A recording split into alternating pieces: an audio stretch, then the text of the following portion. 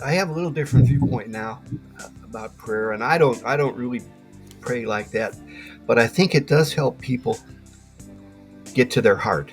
Yeah. Get to your heart's desire, and I think Mhm. prayer can lead people there if they're open to that. Now I view my what I do as a sponsor is sharing my experience. Here's what I had to do to make step one work for me.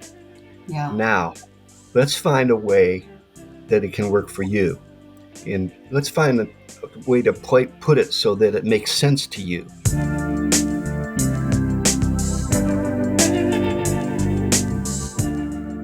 Hey, sober people and sober adjacent people. Welcome to I Have 12 Questions. I'm Amanda Patton, your host, a leading expert on nothing. However, I am in recovery and I love it so much so that I launched this podcast where we get to talk to people who are trudging the road to happy freaking destiny across all the different ways that people get there. So while this is definitely through the lens of recovery and sobriety, these stories and the themes that we'll be covering are universally human. So love, loss, grief, excitement, parenting, outside issues, purpose, God stuff, whatever. In the words of the great Ted Lasso by way of Walt Whitman, I want to be curious, not judgmental. So like I said, we'll be talking to people in recovery. We're going to be talking to experts and practitioners who help those people along their path in recovery.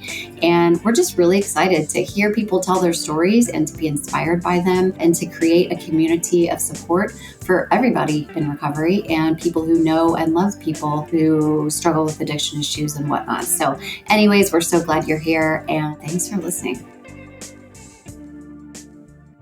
Hey listeners, just a quick disclaimer before we get into the interview. These episodes may contain adult language and subject matter that's not appropriate for all audiences. Also, we are not doctors or psychiatrists, so what we share on these episodes is certainly not to be considered medical or psychological advice, just our own personal experiences, which we hope will be helpful to others on a similar quest. So that's it, and thanks for listening.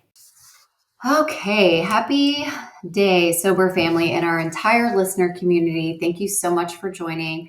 Our guest for this episode is someone who I met in Tulsa when I lived there a couple of years ago, and his recovery is so inspiring to me and so many others.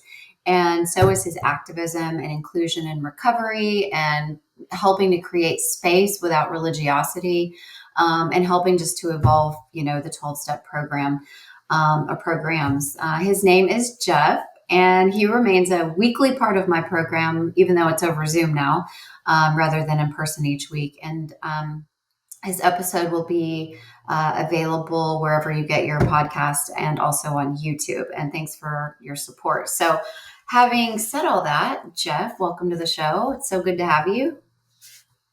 Well, it's great to be here. And people I've talked to that have been on your podcast before said you make it really easy and enjoyable. So I hope that's my Aw, experience too. that's so, well, we'll see how you feel after, right?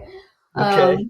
No, I'm kidding. I'm so honored that you're here, and we usually start these with an icebreaker, just so we can keep a little bit of levity and Rule 62 going on. But if your life had a theme song, what would it be?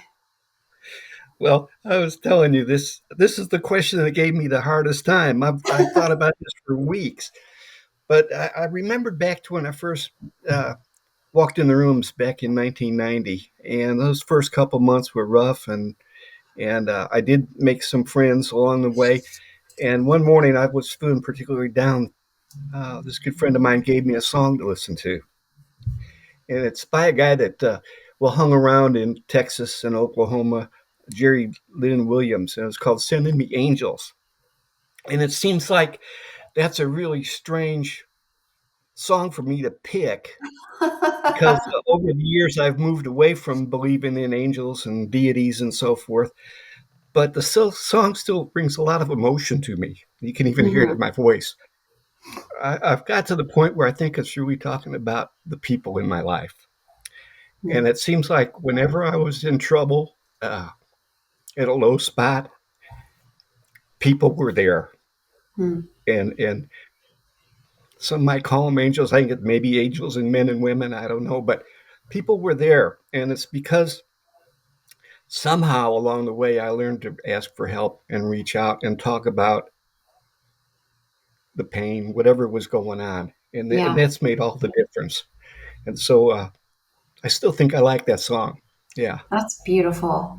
I love that. Thank you.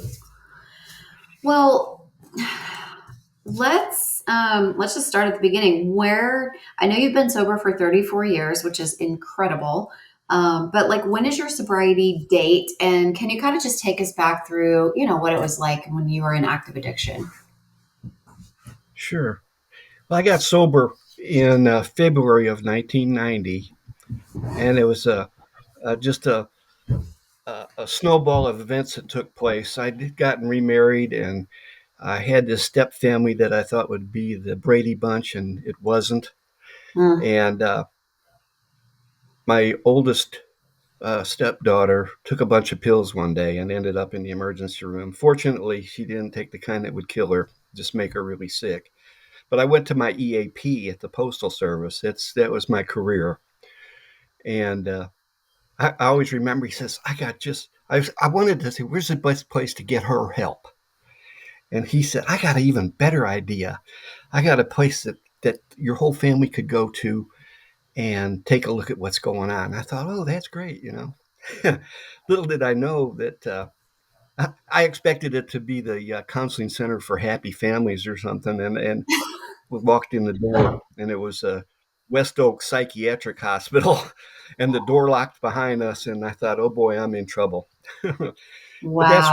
that's where I got introduced to recovery and alcoholism. And uh, I always remember the morning. I thought for sure he was going to give me. We were my case manager. We were walking through in the library there, and he was going to give me a book to read. And I thought, oh, let it be Al-Anon, or let it be uh,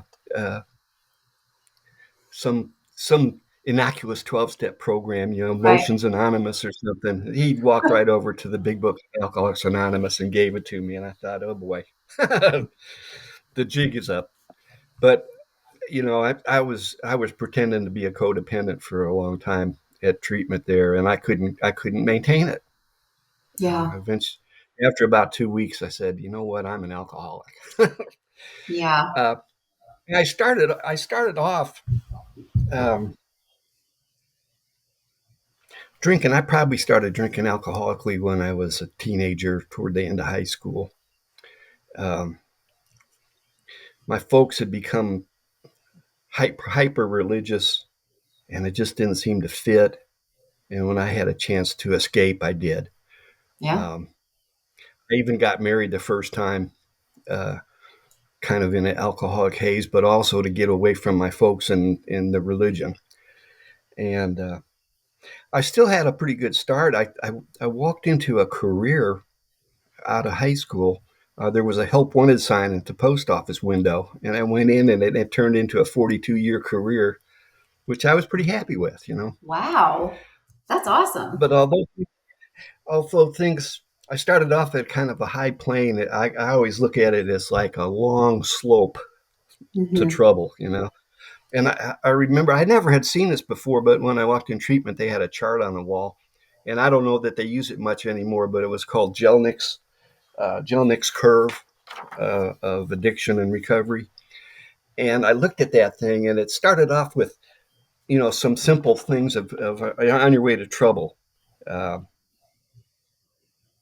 feelings of guilt, uh, the loss of the ability to stop drinking when I wanted to, Yeah. geographical escapes. That started a little bit early on. I think I'd just been married a couple of years, and I decided we got to leave Chicago, and ended up in near Cincinnati.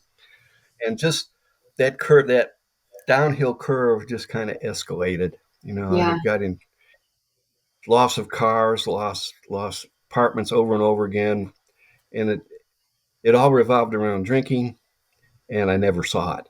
I never saw Yeah. that as the source of what was going on. Ended up divorced, and it was hideous. And after 20 years of working for the post office, I found myself driving back home to Chicago in a 15-year-old car with all my possessions in one cardboard box. Mm. And That wasn't enough to wake me up, though. Yeah. It still took. What happened is I had the opportunity to marry the girl I really wanted to, Yeah. and Oh, yeah, and I was still drinking. And I found out in that step family situation, you when all your energy goes into hide drinking and hiding drinking, you don't have anything to give the family. And I think that's where problems in that family started. yeah. So I'm glad the post office did an intervention for me and my family. Yeah. Yeah. I'm sure it I didn't think feel great at the time, but definitely. yeah, I think one of the things I had pushed this down so far, but it just gave me a good picture of how low I had sunken, but how unmoral I had become. Yeah. And this was still with my first wife toward the end of that. But we were driving down to see my folks in Tennessee, and I was drinking all the way from Cincinnati down. And I went around, we're in the mountains, and I went around a curve and threw all the beer bottles off the back, rolling around, and the clothes all came off. I slammed the car to a stop and jumped out to pick that stuff up. And I neglected to put it in park. And next thing you know, I was on the ground. The car threw me to the ground, and I watched the two taillights go over the edge of a cliff. Oh my And my God. wife was in there, my son, and she was pregnant with my second son. And here's what really got to me. I was on the ground and watched that happen, and my first thought was, I'm going to get a DUI. I just can't imagine that. I was given a talk at an AA meeting, the first time that ever bubbled up, and I had to sit down. It Yeah. just knocked my socks off. So I am really grateful for finding a program of recovery. Wow. God. Well, switching gears big time, what's the best part of recovery for you at this stage? Because 34 years in, I'm sure it's like anything else. We have a lot of stages and phases and ebbs and flows, and there are a lot of peaks and valleys, just like in an active addiction. Recovery absolutely is the same. It's certainly not all good times, but it's not all Yeah. bad times either. So what's the best part of it right now for you? Oh yeah, plenty of ebbs and flows. Yeah. Well, a lot of my feelings revolve around my early experience in AA, and I Yeah. can remember that the first meeting I ever went to, I walked in and it was down in Houston. It was a big old clubhouse, and Mm. just if you were around AA in the '90s, you would know you always walk through clouds of cigarette smoke, and about from your waist up to the ceiling, it was hard to see and your eyes burned. Anyway, the first thing I saw when I walked in that meeting was the promises, the AA promises hanging on the Mm. wall. Yeah. And I think the best part of recovery now is remembering that. And I remember my reaction. As they had the steps and the traditions on the wall, but that caught my eye, the promises. And I read through that list and I thought, could that happen? Hmm. And I say the best part of recovery is those changes can happen. Yeah. And I can still read through that list of promises and say, yes, yes, yes.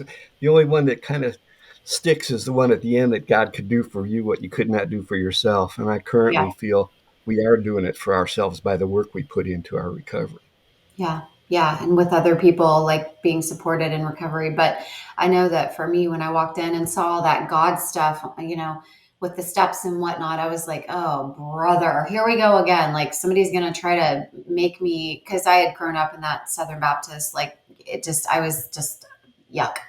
Um, I, and, I spent a long time. oh, well, the I spent a long promises, time. go ahead. Go ahead.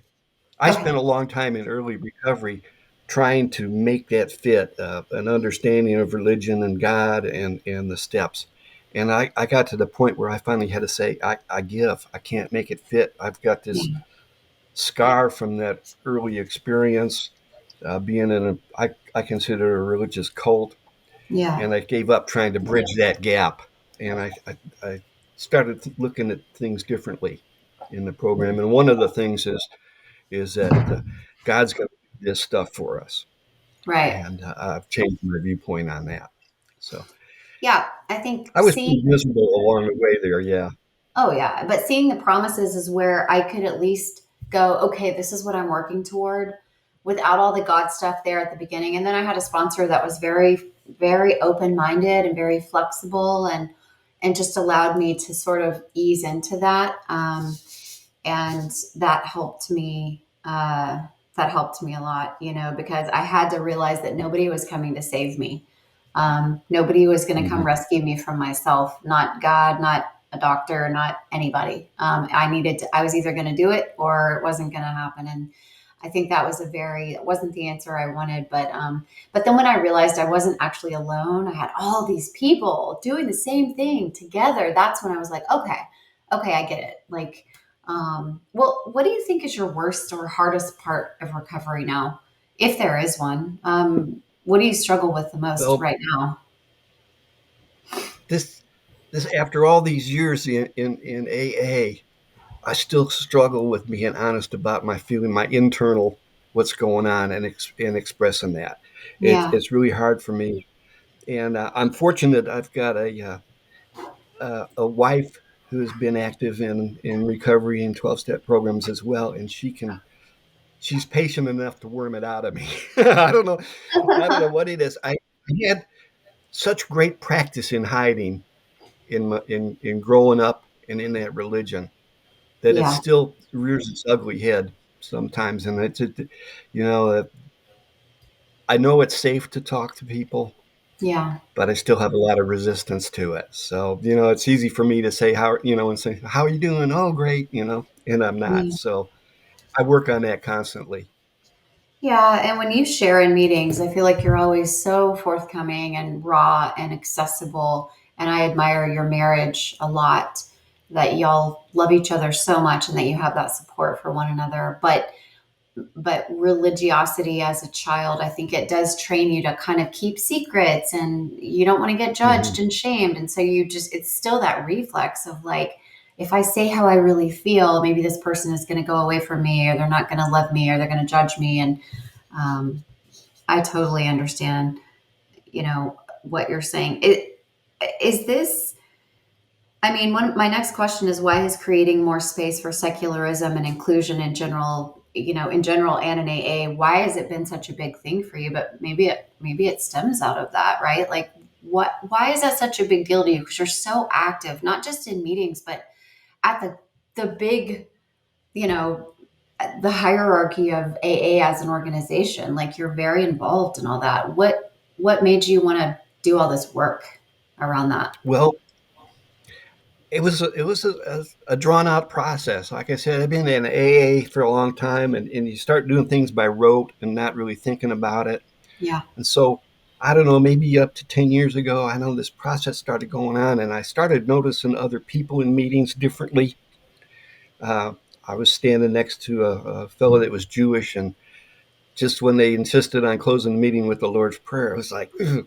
But I started watching people too, and as we moved forward more and more, I saw young people just like, geez, this is like being in church again, you hmm. know. And finally, it got to the point one morning. In fact, it was around the Lord's Prayer. Uh, we were reading the story in the Big Book because somehow things had moved to studying the Big Book at every meeting. And anyway, we're reading the story in the Big Book, and um, the fellow in the story was Jewish, and he said, "Well, that's not one of my prayers." And his sponsor just flippantly said, "Well, say it in Jewish." And that was the final shove. And I Yeah, finally said, "I don't, yeah." And so I spoke up and I said, "I don't think we should close with the Lord's Prayer. Maybe we could use the prayer to the flying spaghetti monster." And all of a sudden, the room went nuts. This guy that I really respected, he was even a counselor. He started cussing and swearing and storming around, and but something good happened to it because a fella came up to me after the meeting. He said, "I'd like to talk to you a little more about this," and that's kind of where it started. And that's where my search for a different approach to AA really got going. You know, in fact, he and I started our secular meeting in Tulsa about a year later. that's so cool because I didn't realize that. I was so foggy first year or so of my Mhm. recovery that I just, and then as I got more clear and started kind of asking questions and questioning things, but I didn't realize how much fundamentalism existed in recovery, like in the recovery community. And when I saw people have reactions like the one you just explained, I was like, oh my, it made me a little bit scared because I realized I wasn't safe to say things that I was actually thinking in those traditional meetings without getting attacked or ostracized or whatever. Um, and then at first I started going to women's meetings because it was just a safer, gentler environment for me, for women. And then that led into these free thinker meetings and we agnostics. And it just sort of like naturally flowed that way. But I wanted to get as far away from that fundamentalist, my way or the highway type of thing. Um, but you know as well as I do, better than I do, that every AA meeting you walk into is completely different. That's why it makes me feel Yeah, so I found bad if a newcomer goes into a traditional meeting and if that's their first and last and only experience with 12 step, it could have been terrible or it could be wonderful. But every meeting it has its own personality and you really have to look around for your people, you know? I, like I said, I started watching people a little more closely and listening to what they had to say. And this religiosity of AA, especially what it's become around Tulsa sometimes, Mm, and the dogmatism started to really, uh, I saw it as a stumbling block in people's way to yeah. recovery. Um, so I think I found it very important to stay connected with. I call it traditional AA. It could be Yeah. just to stay connected because, well, if you see our group on Sunday morning, a lot of the people that come to our secular meeting on Sunday mornings because somebody spoke up in a traditional meeting Yep. and they walked up and said, "I'd like to hear a little more about that because I'm struggling too." Which is one of the reasons I still go to traditional meetings because I want to be that beacon, potentially, hopefully, for people who need an outlet or if other people give you the stink eye because you express some type of agnosticism or atheism that you find that person after the meeting and say, hey, there are other options here. Well, what are your Mhm. views on higher power? Like, how has it changed over time? Because it sounds like in the beginning of your recovery, from all the things I've heard you share, that you really, really, really tried to make that work. And then, so where are you now with higher power stuff? I did. I did try to make that work. Yeah. Um, but where I'm right now is I think this program is about people, and it's not about spirit beings or deities. I think it's about people. So I've even changed my viewpoint. I have a list on the wall of spiritual principles. I really think those are human principles. I think they're about how we relate to other people. Hmm. Uh, my view of spirituality has a lot to do with connecting with people. I think we misappropriate that as a spiritual experience when really it's a human experience. That feeling of being connected with other people it maybe it masquerades as spirituality in people's lives. I don't know, but I think that's Yeah. what it at the base. That's what it really is. And so, um, as far as a higher power, and I've tried to make that Bill's prose works for so long, higher power and power greater than ourselves. And I've tried to step away from that. I don't use those phrases very much anymore. Hmm. Um, I think it has to do with um,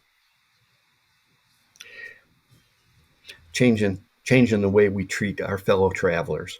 And I think that's Yeah. what those principles teach us. And I think so.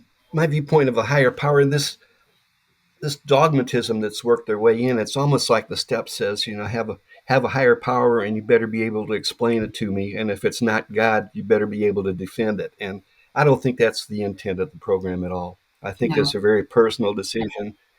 I've read some stories lately that the writer said, I've found something outside of myself that works, and I'm not going to tell you what it is because you get to choose your own what works for you. And I like Yeah. that approach too. I love that open mindedness. And our literature even says somewhere about the spiritual realm being broad and all inclusive and roomy, or, whatever it is. And I love the way you put it, that it's more about this human experience of, like, we are all deep down inside, we want to feel connection. And, um, you know, when I used to hear people all the time saying, your concept of a higher power, whom I choose to call God, or who is Jesus Christ to me, I would hear these in meetings. I was like, what the fuck? Like that, you can't say that. I would just freak out. Now I don't react as much, just because I've had longer to just be like, okay, man, whatever works for you. But don't put that on me. Don't put that on, like, these other people. Especially when we're new and we're looking for a reason to get out. We're looking for a reason to run, right? We don't I was looking for any reason to just not have to go to AA. And that kept me away. Um, and so now I love the fact, like, our Sunday meetings is just like, it's such a huge part of my life, because I feel so comfortable and I learn, and it's cerebral, but it's also emotional, where we're connecting, but we're also, like, really looking at it in an objective way, without all this dogma and judgment and all these expectations that we put on each other. It's a beautiful thing. And you're a huge part of that, huge part of it, obviously. I've watched this process within AA since 1990, and one thing that's changed over the years as they've moved more toward dogmatism. In fact, Bill, I think one of the very most important things is Bill's talk to the 1965 General Assembly when he spotted this stuff going on, and he talked about dogma and the literature being frozen and so forth. And what happened is when I came in 1990, we had a lot of open discussions, like what's going on now, and it started all of a sudden moving toward this literature based spirituality, so all of a sudden all that switched over to studying the big book like Bill Wilson brought it down from Mount Sinai on golden tablets. Like And it's the every word Bible. was Yeah, Yeah. every word was broken down and every nuance and everything. And it just absolutely, I think that pushed me on my way to say something's got to be different than this because uh, I think we're missing the real essence of the program by Yeah. focusing on literature. Yeah, because then it became more about indoctrination, right? To where people started following that instead of connecting and sharing our stories and doing, because I guess we need a little bit of structure. But so when one of my questions was, if you only had one oh shit handle to share with people on this road, or those thinking about it, what would it be? So I guess, like, when you find yourself in a loop, because when we're sober for a while, it's just so obvious, right? I can feel it. I can see it now. I'm like, ooh, I'm my stinking thinking, or my this all or nothing. So what do you do? Because a lot of people, I was taught to just do the serenity prayer. Just go outside, go in a bathroom, go be by yourself for a second, and just say the serenity prayer repeatedly and take some deep breaths until you can just kind of get yourself centered again. But what if you don't want to pray? What if you're not into that kind of stuff? Like, what do you do personally? Because I admire your sobriety a lot. So I want to know. Well, I still like the Serenity Prayer, not particularly for the words, although the words are good to mull over. Yeah. I skipped the part about God grant me because I don't think serenity is granted. Serenity is earned Mm, by the work we do in this program. But the reason I still use that is because it gives me a timeout. mm, And I think that's the greatest gift is they call it the gift of pause. The gift of being able to say, hold on a second here. yeah. My initial reactions have never been great. Let me take a minute. Let me step back a minute and think about it. And that changed everything for me. And I still Yeah. use that. Uh, whether it's in the line at the checkout line or in bad traffic or whatever, if I can just say, hold on a second, what's going on here Yeah. before I start shaking my fist at the driver next to me or cussing at Yeah. the checkout clerk and everything. And it's really helped a lot in stressful times. And I try to pass that along to people too. Um, I love that. I love that because to me, that's what it is, right? It's that pause when agitated. It's just whatever we need to just take a second. And that can be so hard when you're in that moment of anger or fear or, whatever. But if you practice it enough, it's second nature. Like I can feel it in my chest when I'm about to get like that. And I know I need to do that. But the, the ability to pause and have it doesn't even it could be anything, and I've had sponsees before that were like, I don't want to pray, I don't feel comfortable with that, and so we wrote our own little chant, or we came up with something else. It's just this ritual of this repetitive self-soothing thing, or breathing techniques, right? Like whatever you need to do to just snap out of it before you react, right? Whether that's picking up a drink yeah, or freaking out on somebody in traffic or whatever. um, I've always struggled with prayer. yeah. I I grew up in this thing where we prayed for the end of the world and for the wicked people to die and everything. But along the Wow. way, I've always kind of struggled. I've always kind of struggled with it. Um, but I have a little different viewpoint now about prayer, and I don't really pray like that. But I think it does help people get to their heart. You know, Yeah. get to your heart's desire, and I think Mhm. prayer can lead people there if they're open to that. You know, Yeah. it's not as much outward as it is inward, and so Yeah. it's not a bad practice. I like I said, I'll use that serenity prayer not so much as a prayer, kind of a mantra, Yeah. but I use meditation to help me look inside too. You know, what do I really want here? What's really going on? And that gift of having a little time to do that is valuable. I've done that a lot with sponsees because my sponsors have done it with me. Is like, let's just call it something different. I think a lot of times the semantics really does help. Let's just not call it a prayer. Let's call it a chant or a mantra, and then it just removes Mhm. that kind of dogma of religiosity, and that helps people um, a lot. I mean, what kind of old school religiosity or AA quips really annoy you? We talk about this a lot in the Sunday meeting, not a lot, but it comes up of like, well, I'll let you give some examples because this always Oh, cracks me up. okay. I made a list. It's really all this to me. It's all the stuff that comes up that takes the focus off of me and what I'm doing to recovery and puts it out here. Recovery is coming from this source, and I Right. think that's misleading. And so the stuff like let go and let God. Uh, I always want to scream. My experience is if you let go and wait on God, nothing ever happens. God is doing for us what we could not do ourselves. God could and would if He were saw it, and of course, God grant me the serenity. And it all moves what we can do to rely on something outside Right. ourselves, and for the source of recovery. And I don't think that's the case at all. Yeah. So when I get in, the meetings that really bother me are the ones that are extremely dogmatic. And I went to a meeting for a long time. This guy would come in the front door and scream, "God is my higher power," at the top of his lungs, you know, and that. And I've seen that turn people off, and it bothers me.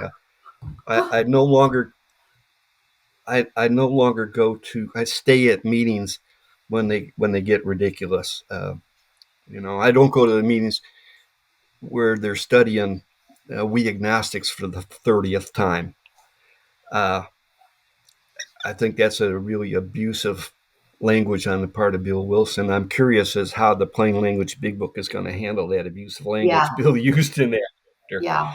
Uh, but I give myself permission now to not sit, uh, and I don't have to throw my chair back and storm out of the room. I can just, you know, if I need to, I can just feel free to walk out.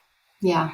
But when it becomes like going down the aisle and testifying, it's real difficult for me.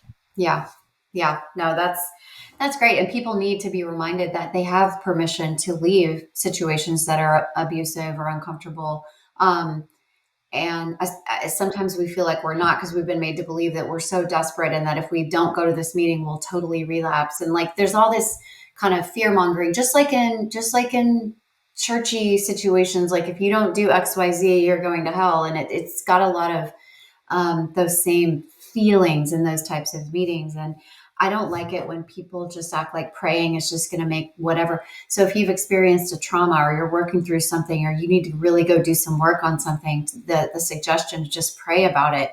I mean, no, I need tools. I need to apply tools. I need to learn new coping skills. And so for me, people can be very dismissive or everything happens for a reason, or God is using this to make you stronger, and all this kind of shit. Like that kind of stuff makes me feel defensive because it's not letting me actually deal with what's happening and then do my part to apply my program to make changes. Like you say, it's like, oh, let me just let God deal with this. I mean, what does that even mean? They're almost like word whiskers when people don't want to engage with you. So, in other words, I say, uh, just like it when somebody dies and you say, "Oh, he's in a better place." I don't want to talk about it, is what they're really saying. And Yeah. some of this language that we've talked about here is the same thing. Well, just let go and let God. Okay, bye. Get out of my face. Let's not talk about what's really happening here. And Yeah. and I think those are really dishonest ways of communicating. Uh, Yes. Yeah. Well, it's like you say, it's a way to get rid of people because we get uncomfortable. We don't want to talk about somebody's grief. I don't want to talk to you about your trauma because it makes me uncomfortable. And so it's easier to mhm. just say some tropey, how have you changed what you say or how you sponsor people? Well, I have totally changed in regards to helping other people. I used to think, and there's this phenomena I call sponsor ego. Like you're coming to me for the answers. You're coming for me for the definitions. You're coming for me for to translate what Bill was trying to say in 1939. Right. And there's a lot of ego involved in that. In fact, I think that's a lot of the resistance to the plain language big book because it takes that out of the loop. People can read Yep. something and understand it themselves. So Yep. the way I've changed in sponsorship is I'm not locked into this word by word investigation of what Bill said in 1939. Uh, I think my job is not the job of a teacher or a rabbi or whatever you want, a guru or whatever. I Yeah. think I think now I view my what I do as a sponsor is sharing my experience. Here's what I had to do to make step one work for me. Yeah. Now, let's find a way that it can work for you. And let's find a way to put it so that it makes sense to you. And what do you think? And I've learned to become a much better listener by doing that. Yeah. And I think it's really what recovery is about is making these steps meaningful to the point where you can actually where they can actually work them and say, yeah, Yeah. I get step one. I don't, you know, takes all the takes all the power out of those words that Bill used and just let's make sense of this. So I'm much happier being a sponsor like that than I was Yeah. before when I. Well, and it sounds like you're instead of trying to be right or be the expert or be a sorry, ugh, that was a Freudian slip. Big book thumper. Uh, Instead of that approach, it's just more like how can I meet this person where they are and actually help them work these steps, right? Like regardless of how much language we have to change, or maybe we've got to because you really are your heart's you just want to help them through it much instead of converting them to see the world the way you see the world, right? Which is kind of I've seen a lot of that in sponsoring relationships where I'm like, that is not your job to convert someone to your way of thinking at all. Mhm. um And I've Yeah, I had, think it's the point where you can say, this is I struggled with this, or this is what I had to do to make step one work. This is what I yes, had to do. I struggled with step two and the language in it, and this is what I had to do, and it worked for me. Maybe it'll work for you, but maybe we need to find something that'll work for you. And it makes for a better interpersonal relationship too when they feel they're not getting preached to, or yes. receiving lessons or something like that, and they just feel like, no, we're working together here. Plus, we can learn things. I have learned a lot from sponsees in having to help them figure that out. And we have to get creative. We have to go find different literature, or like the Jeffrey Munn stuff. That's his name, right? Yeah. Yeah, like finding these other approaches if that's what we need. And I've sponsored women who rubbed me the wrong way in all kinds of areas, like whether it's like politically, or like they were super like fundamentalist type of thing, and I had to learn how to listen to what they were saying too, and not tell them you're wrong for believing in that kind of Yeah. stuff, because my You know, ego, I it's hard, but it's good for us to do that, to love people and accept each other and try to show up where we are and work the program. That's the whole point, connecting and staying sober. That's it. that's why I really love being in a place where we can look at different wording for the steps, different ways to understand them, instead of just I can't remember how many times early on I'd I'd come over and we'd pull out the big book and I'd pull out the 12 and 12, and basically, just even with step one, if somebody had a problem with that term powerless over alcohol, which I ended up having a problem with that too. Mhm. But okay, how can we state this? And a number of people said they really like the way it's stated when they say that I'm in a self-destructive circle and I don't know the way out. Yeah. You know, Yep. Yep. and that's again being hooked on. That's again being frozen in literature and hooked on words. And I don't. It doesn't work for me anymore. Anyway. Yeah. And then you get into these debates about what they meant originally and the interpretation of the word. And it's like none of that helps us with our primary purpose, which is just to stay sober and help other people achieve sobriety. But people love to get all It's crazy on come on, say it. Admit you're powerless. Come on. And it. Well, so I have gotten to see this firsthand, but tell our listeners a little bit about how they can advocate for change in their areas. Just by telling us kind of the steps that you took, because a lot of people don't know. A lot of people just go to meetings and they just do their steps and do whatever. They don't know there's this whole big organization. There's big decisions being made around our literature and how we do things. And I guess it's a business. I don't know if you want to call it that, but how did you do that? What channels do you go through? What do you even do to get changes made? okay. Well, I think something that's important to me is staying connected with AA, Yes, because people won't hear anything unless they stumble upon it accidentally, that's right. uh, unless we're there to talk about it. And so I encourage people, and there's probably people listening, and people all over the place that attend the secular meetings and still belong to a home group of traditional AA. Yeah. And I think that's one of our big opportunities, because we have opportunity to talk at those places. We have opportunity to be in the service structure. I think that's really important. We have an area here. Area 57 is all the groups in Oklahoma, and we're in Northeast Oklahoma. We have a district, and we have meetings. And so my GSR for my home group, and I'm the alternate GSR. We make it a point to attend all of those, and you have opportunity to talk about your group. Usually, they'll introduce the groups and what like what's going on at your group, and so we've made a point to be clear what we do, and tell them about one of the main things we've been stressing lately is that secular AA is not about a belief system. Right. So in fact, we recently changed our group's name from We Agnostics to Secular Sobriety, because we want to take that focus off the idea that you have to believe a certain way to be a part of secular AA. Right. It's open to everybody. It's about the meeting format. Right. So I've come across a number of religious people that the religiosity of AA bothers them, and they could attend secular AA and not have to deal with that religiosity. So we try to make that known. We take advantage of our connection with Central Service Office here in Tulsa Yep. and make sure that when we have events going on, that we have a poster out so that people are aware of what's going on here.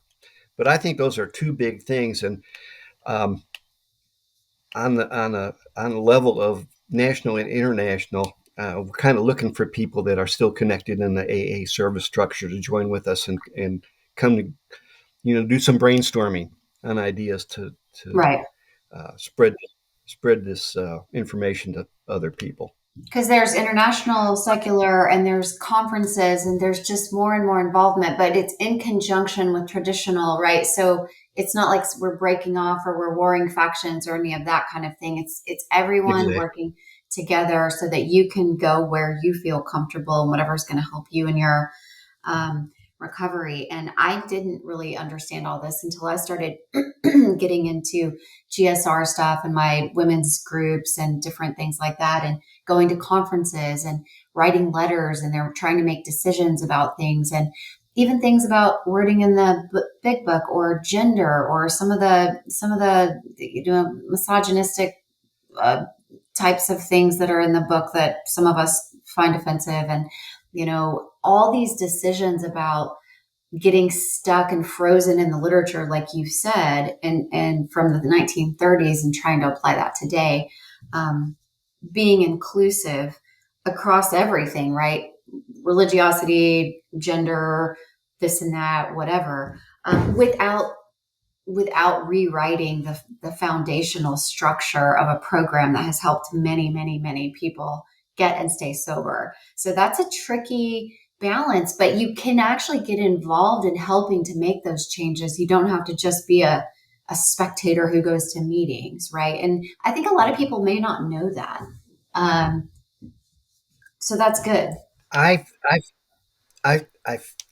the biggest struggle early on was speaking out at a meeting because I assumed that everybody was going to be against me or everybody was going to hate me if I said this kind of stuff. Yeah. Uh, that was a big struggle when I got to the point where I said I need to speak out, but I also need to find a way to express myself without the abusive language that's found in We Agnostics, without the um, strings attached. I don't know how to say it Yeah. without all that Yeah. stuff. So I've practiced on that. I'm not attacking their belief, and that helped too. At first, it was just I would throw a tantrum at a meeting and say, "Oh, this is baloney." That doesn't work. It didn't work too well, Yeah. and so and I'm amazed that once Robin and I work real hard on the language we use when we're at traditional events, and I think it's really paid off. And then to see somebody walk up afterwards and say, "I want to hear more about this," has always been amazing. And not only younger people, newer people to AA, but people that have been in AA for decades Yeah. have come up and said, "I've always struggled with that. I'd like to know a little bit more," and that makes everything worthwhile. Yes. Yeah. Yeah. Yeah.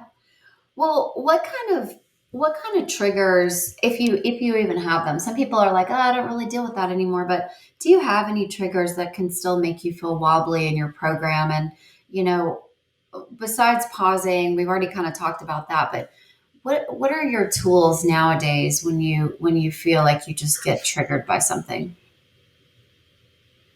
You know, I it used to be music and places and people, and that stuff's faded into the background. Yeah. But this last year, we had this health crisis with Jackie, where I went weeks on, weeks in and out, months, where I thought every time I saw her it would be the last time I ever saw her, and that was a real tough thing for me. There's a couple of times I thought I could use some relief. you know, you know, Yeah. I I I, I almost stopped at and got some gummies when I just did that thing started thinking, let me step back here a little bit. Mhm. No, I really don't need to do that. I'm going to be okay. And it was very affirming to know that I was able to make it through that. As tough it was, boy, did I spend many a restless night, many tears shed, and I made it through. So Yeah. that's been the toughest one lately. All the other stuff, uh, the instant responses and the triggers, I can usually keep. Usually, the big thing I do is keep my mouth shut. I'm still working on that one. Oh, I'm still working on Uh, that. But no, Jackie's got it. I remember you talking about when Jackie was struggling through her things, and I know she's still dealing with things. And you guys are so close, and you've been through so much together. And yeah, so I'm glad you made it through that unscathed, and were able to just feel all that fear and pain and all the things without having to numb and you know, ultimately in those moments, I think that is what the lesson is because going through, losing my dad and some different things, I've wanted to just check out. I just needed to just check out. And I remember thinking, how can I show up for him and my family if I'm, back in that state of mind? Um, Hmm. and I remember back in the day, like, of course, I never would have thought that. Like, I didn't care. It was like, I just need to feel relief, and whatever happens as a result of that, like, um, so the fact that you chose to just continue to show up for her, even though it was painful, and scary, and you had no guarantee that she was going to be okay, Yeah. um, it's pretty incredible. I think another area of things that were triggers had to do with family and relationships. Yeah. And again, once I made the conscious decision to be a different kind of sponsor Hmm. and bring that to my family as well. So I'm no longer. I grew up and was raised to be the grand poobah, where I had the last say and the wise decision for everybody. And when I stepped back from that role Yeah. and treat my family and the relationships I'm in with the same love and kindness that I extend to the drunk that walks in the door at an AA meeting. When I brought that to my family, and when I changed from having the answers to just saying, "Well, that never happened to me. I don't know," or "Well, yeah, I had something like that, and here's what I did," but you need to find. I think you can find your own answer. That changed all my, especially with my kids. That's You beautiful. know, yeah, especially with my kids. Very cool.